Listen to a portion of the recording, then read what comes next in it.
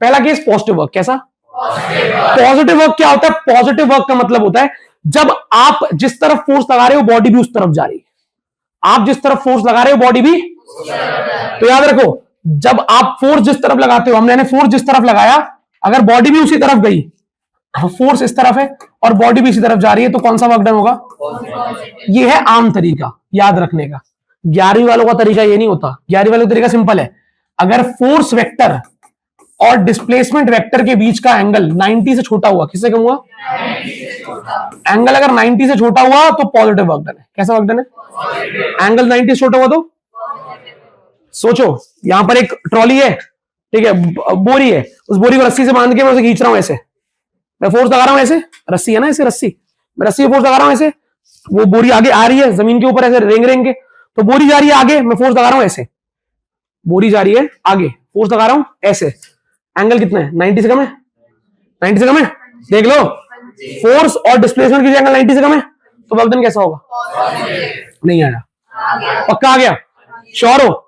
दिमाग में चला गया अंदर तक कि पॉजिटिव वर्क डन का मतलब है फोर्स और डिस्प्लेसमेंट सेम डायरेक्शन में 9वीं क्लास के लिए, और हमारे लिए क्या मतलब है? जब फोर्स और डिस्प्लेसमेंट के बीच का एंगल 90 से कम हुआ तो एक ही तरफ हो गए ना वो दोनों, एक तरह से, माना पूरा एक तरफ नहीं है लेकिन एक ही तरफ हो गए, ठीक है, तो क्या बोलेंगे? कौन सा वर्क डन? अभी तीनों एग्जांपल याद रखना दिमाग में, ठीक है। मैंने body false free under gravity, आप ग्रेविटी में ऊपर छत से कूद गए या गिर गए, या कोई ऑब्जेक्ट गिर रहा है नीचे, कोई ऑब्जेक्ट नीचे गिर रहा है, तो जा कहां रहा है? और अर्थ उसे कहां खींच रहा है? मतलब ग्रेविटी भी फोर्स नीचे लगा रही है और बॉडी जा भी, तो डिस्प्लेसमेंट भी नीचे और ग्रेविटी का फोर्स भी, तो work done by gravity positive या negative? Work done by gravity. Sure हो? वर्क डन नहीं, work done by gravity. Work done by gravity, gravity force लगा रही है नीचे, बॉडी भी जा रही है, बढ़िया। When a horse pools a cart, अब ये जो घोड़ा है जब ये किसी उसको खींचता है, कार्ट को खींचता है, तो क्या होता है? घोड़ा फोर्स लगाता है ऐसे, थोड़ा टेढ़ा, घोड़ा फोर्स ऐसे लगा रहा है, कार्ट आगे जा रही है, तो दोनों के बीच एंगल 90 से कम है, तो क्या होगा? सेम डायरेक्शन, एंगल 90 से कम, पॉजिटिव वर्क डन। यहां बताओ, व्हेन स्प्रिंग इज स्ट्रेच्ड, अब देखो यार, जब एक स्प्रिंग को स्ट्रेच करते हैं, सोचो क्या होगा?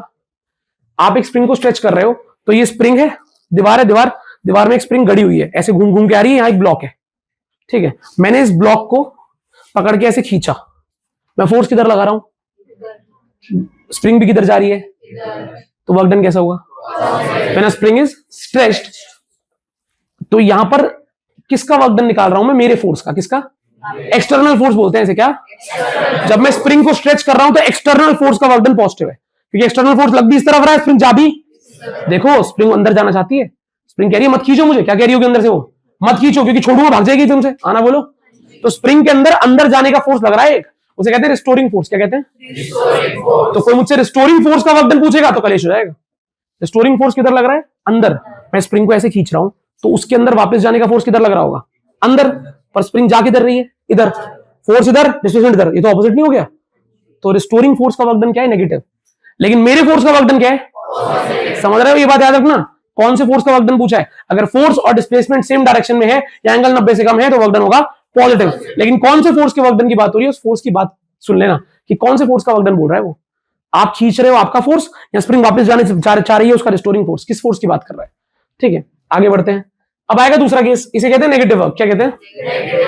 सिंपल केस है नेगेटिव वर्क का। ठीक है, अब अगर इसकी बात करें कि नेगेटिव वर्क का सिंपल बोलूं तो आपका फोर्स इस तरफ लग रहा है और डिस्प्लेसमेंट उसके ऑपोजिट हो रहा है, तो इसे कहते हैं नेगेटिव वर्क। 9th की भाषा में कि फोर्स और डिस्प्लेसमेंट ऑपोजिट है तो वर्क डन क्या है? नेगेटिव। 11वीं में क्या बोलेंगे कि डिस्प्लेसमेंट और फोर्स के बीच का एंगल 90 से बड़ा हुआ, 90 प्लस। अगर एंगल 90 से ज्यादा हुआ तो थीटा ग्रेटर देन 90, तो वर्क डन क्या होगा? नेगेटिव। ठीक है, 90 से छोटा एंगल वर्क डन पॉजिटिव, 90 से बड़ा एंगल वर्क डन। अब कुछ सोचना बहुत ध्यान से, बहुत ध्यान से, मैं मार्क करके दिखा रहा हूं। मैंने एक रफ लिखा है, रफ मतलब फ्रिक्शन है। एक रफ हॉरिजॉन्टल प्लेन पर आपने एक ब्लॉक को खींचा, आपने एक ब्लॉक को, तो बालक आपने लगाया फोर्स ऐसे, हाँ भैया, उसका एक कंपोनेंट आया इस तरफ F cos थीटा, और डिस्प्लेसमेंट भी हो रही है इस तरफ, है ना। तो अगर कोई मुझसे पूछेगा कि भैया जो आपने फोर्स लगाया है, आपने फोर्स जो लगाया है उसका वर्क डन क्या है? पॉजिटिव है नेगेटिव है? देख के बोलो। मेरा फोर्स इस तरफ है, ऐसे है ना मेरा फोर्स, और डिस्प्लेसमेंट हो रहा है इस तरफ, तो एंगल 90 से कम है, तो मेरे फोर्स का वर्क डन क्या है? मानते हो नहीं मानते? लेकिन फ्रिक्शन का वर्क डन क्या होगा? बॉडी जा रही है इस तरफ, है ना, फ्रिक्शन किस तरफ लग रहा है? तो यहां मैंने फ्रिक्शन लग रहा होगा ऐसे, तो ये रहा आपका फ्रिक्शन फोर्स, ये रही आपकी डिस्प्लेसमेंट। अब बताओ दोनों के एंगल कितना है? ऑपोजिट नहीं हो गया? तो फ्रिक्शन का वर्क डन क्या होगा? नहीं आया समझ में? पक्का आ गया कि अगर फोर्स और डिस्प्लेसमेंट ऑपोजिट होंगे तो वर्क डन क्या होगा? अब इसी एक डायग्राम में अगर कोई मुझसे पूछे मेरे फोर्स का वर्क डन क्या है लेकिन फ्रिक्शन का वर्क डन क्या है, तो पेपर में जब रीजनिंग का क्वेश्चन आएगा आपसे पूछा जाएगा कि वर्क डन पॉजिटिव है नेगेटिव है, तो पहले देख लेना कौन से फोर्स का वर्क डन पूछ रहा है। ठीक है, जिस फोर्स का वर्क डन पूछेगा उसके हिसाब से देखना, फोर्स लग रहा है इधर, बॉडी जा रही है इधर, एंगल 90 से बड़ा तो वर्क डन नेगेटिव, एंगल 90 से छोटा तो वर्क डन। तो वर्क डन की तीन क्राइटेरिया होती है, पॉजिटिव, नेगेटिव और तीसरा होता है जीरो। क्या? तो एंगल अगर 90 से बड़ा हुआ तो वर्क डन नेगेटिव होगा। अच्छा यहां देखो एक और example, when brakes are applied to a moving vehicle, गाड़ी चल रही है, गाड़ी चल रही है, आप ब्रेक लगाते हो, तो ब्रेक लगाते हो तो फोर्स किस तरफ लगता है? गाड़ी इधर जा रही है तो ब्रेक लगाने का मतलब क्या होता है? फोर्स इस तरफ लगाना है, इस तरफ लगाना?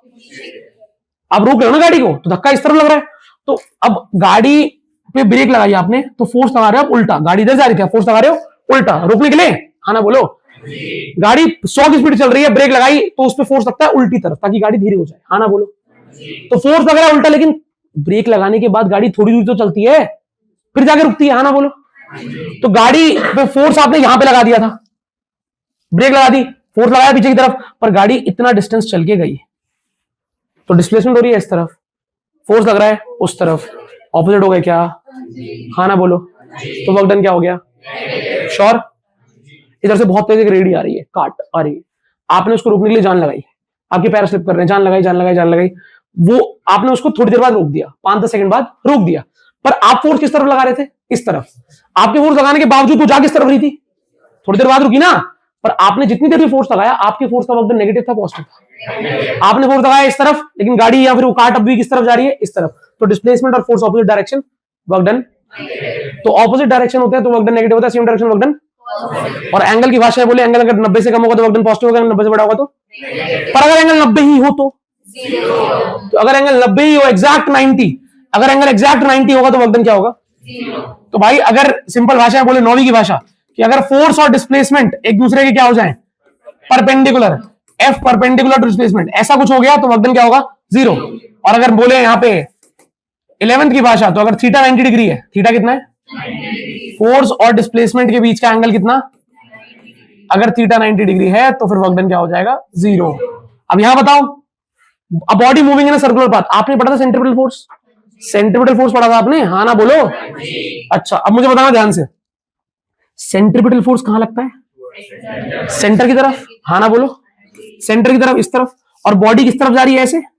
बॉडी इस क्षण तो ऐसे जा रही है ना, तो ये बताओ बॉडी की डिस्प्लेसमेंट, बॉडी इस तरफ जा रही है, फोर्स इस तरफ लग रहा है, दोनों के बीच का एंगल कितना हो गया?